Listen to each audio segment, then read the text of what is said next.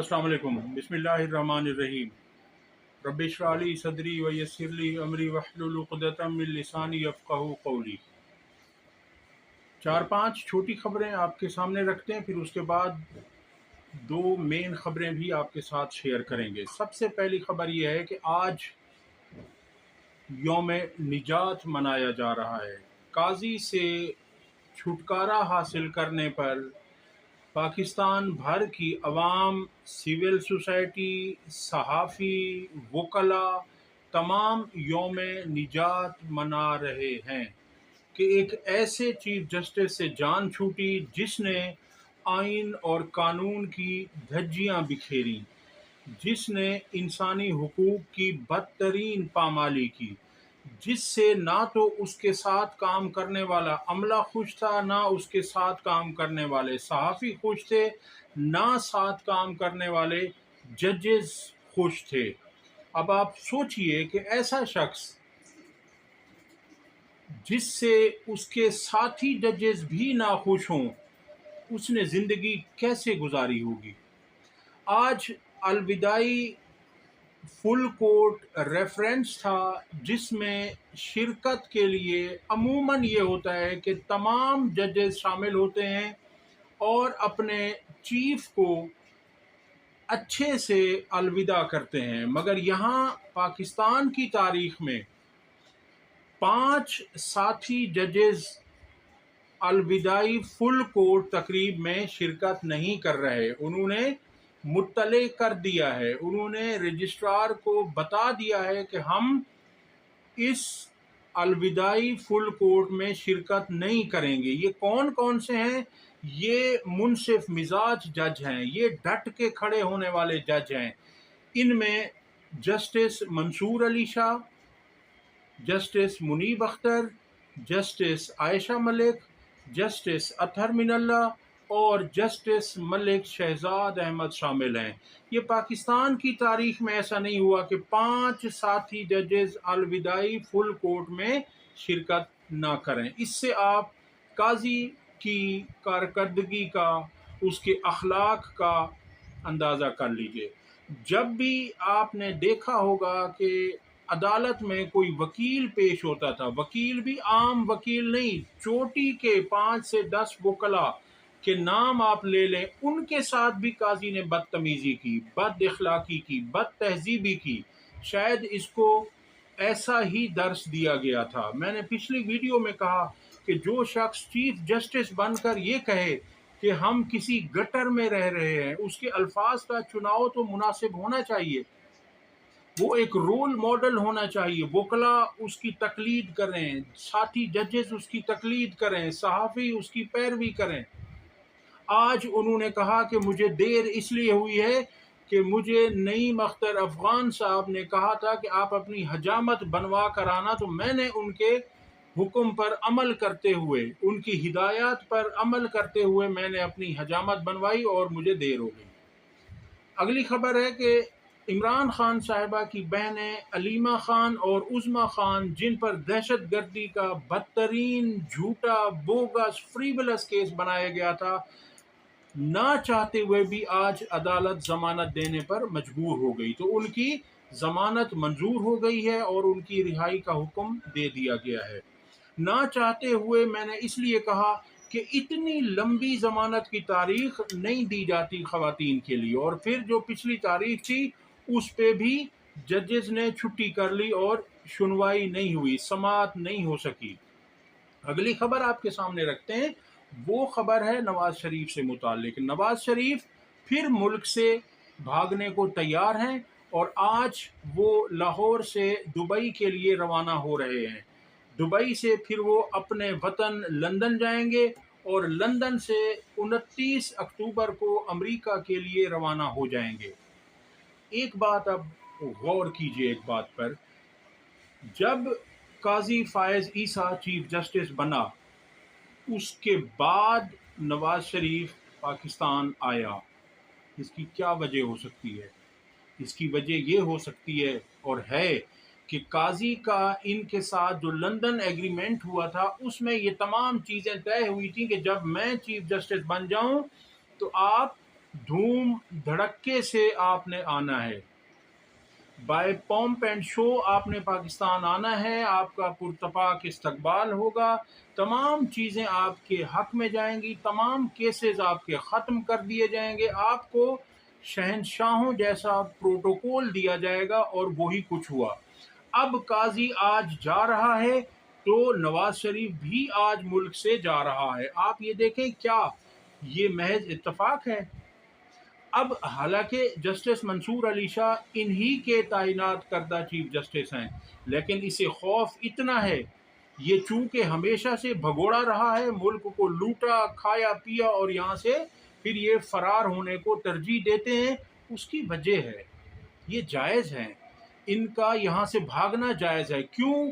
कि इनकी जायदादें बाहर, इनकी औलादें बाहर, इनकी इलाज बाहर, इनकी तालीम बाहर, इनका सब कुछ तो बाहर है। तो यहाँ तो ये आते हैं इक़्तिदार के लिए, इक़्तिदार इन्होंने हवाले कर दिया अपने भाई के और अपनी बेटी के।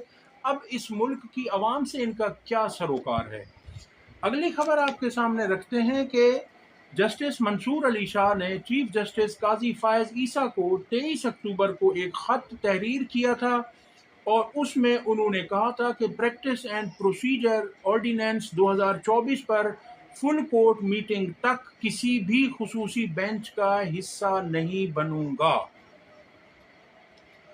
उन्होंने कहा कि जब तक ये 23 तारीख को लिखा गया उनका ख़त था, और उन्होंने कहा कि जब तक प्रैक्टिस एंड प्रोसीजर ऑर्डिनेंस 2024 की आईनी तौसीक का तयन नहीं किया जाता या सुप्रीम कोर्ट के जजेस फुल कोर्ट मीटिंग में ऑर्डिनेंस पर अमल करने का फैसला नहीं करते, या जब तक चीफ जस्टिस की सरबराही में 2 सीनियर तरीन जजेस की कमेटी बहाल नहीं की जाती, मैं नई कमेटी की तरफ से बनाए गए खुसूसी बेंचेस का हिस्सा नहीं बनूंगा। जस्टिस मंसूर अली शाह ने ख़त में कहा कि इन वजूहात की बिना पर मैं इस मामले में तश्कील करदा बेंच से खुद को अलग करता हूँ, ताहम वसी तर अवामी मफाद में सिर्फ आम मुकदमात की समाअत के लिए बेंचों की नशिस्तों में शिरकत करूँगा।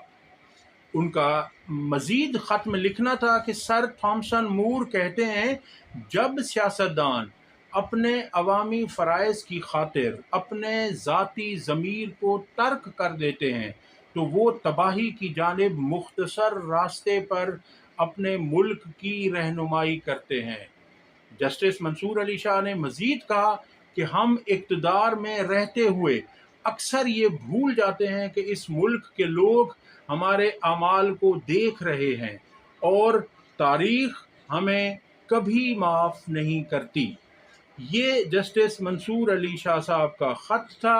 और जस्टिस मंसूर अली शाह साहब ने एक और ख़त भी तहरीर किया है, जो कि आज उन्होंने तहरीर किया है, और उसमें उन्होंने बताया है कि फुल कोर्ट में उनकी शिरकत होगी या नहीं होगी। ये दूसरा ख़त भी आप ज़रा सुन लें। वो कहते हैं कि जस्टिस मंसूर अली शाह कहते हैं कि ऐसे चीफ जस्टिस के लिए रेफरेंस में खड़ा नहीं हो सकता।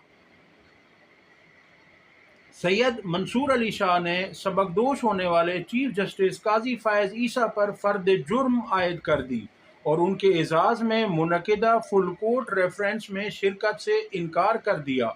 उन्होंने कहा कि ऐसे रेफरेंस में शिरकत और उस मुद्दत कार का जश्न मनाना ये पैगाम देने के मुतरादिफ होगा कि कोई चीफ जस्टिस अपने इदारे से गद्दारी कर सकता है, उसकी मजबूती को नुकसान पहुंचा सकता है, निचली सतह पर गिर सकता है और फिर भी एक मुअज़्ज़िज़ खादिम इंसाफ के तौर पर सराहा जा सकता है।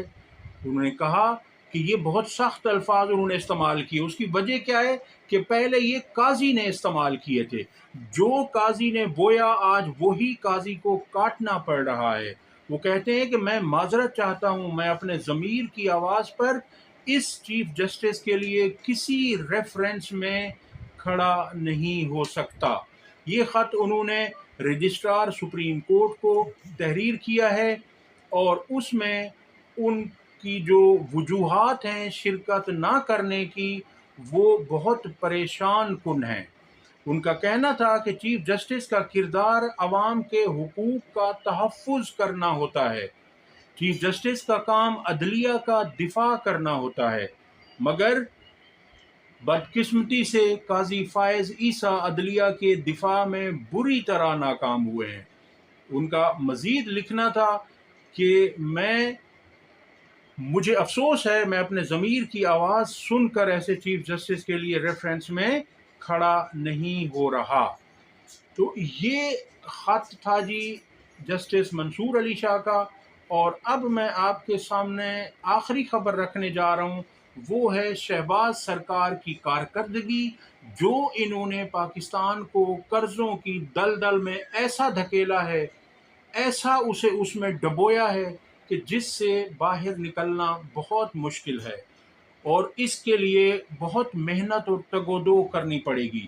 شہباز حکومت نے ابتدائی 6 ماہ میں قرضوں میں نگران حکومتوں کو بہت پیچھے چھوڑ دیا ہے۔ حالانکہ نگران بھی آئے تھے، کیونکہ وہ ووٹ لے کر نہیں آئے تھے، تو ان کا کیا تھا ملک سے، وہ تو آئے، انہوں نے کہا 1 سال مل رہے ہمیں، خوب لوٹو تو پھٹو، انہوں نے یہی کچھ کیا، ملک کو لوٹا اور پھوٹ گئے۔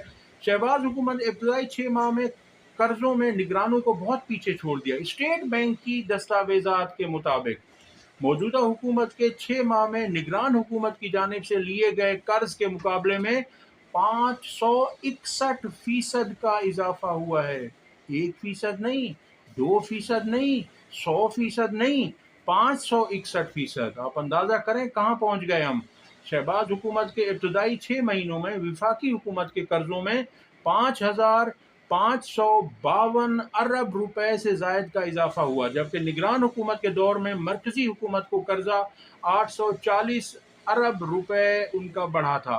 شہباز حکومت نے ابتدائی 6 ماہ میں قرضوں میں نگرانوں کو پیچھے چھوڑ دیا اور اس طرح سے ملک کو تباہ کیا۔ اس سے قبل ستمبر 2023 سے فروری 2024 کے دوران نگران دور میں حکومت کے 6 ماہ میں وفاقی حکومت کے قرضے میں 840 ارب کا اضافہ ہوا تھا۔ اس طرح فروری 2024 میں وفاقی حکومت کا قرضہ 64,810 ارب روپے تھا، جس میں اگلے 6 ماہ کے عرصے میں کئی 100 گنا اضافہ دیکھا گیا۔ اس سے قبل اگست 2023 میں وفاقی حکومت کا قرضہ 63,970 ارب روپے تھا۔ اب یہ اس سے مزید بڑھا دیا گیا ہے۔ اللہ تعالی ہمارے ملک پر رحم کرے، ہمارے ملک کی حفاظت فرمائے، کیونکہ اگر انہی کے ہاتھ میں رہا تو ہم قرض سے کبھی نکل نہیں پائیں گے۔ اب تک کے لیے اتنا ہی۔ ویڈیو پسند آئی ہو تو لائک اور شیئر کریں اور چینل کو سبسکرائب کریں۔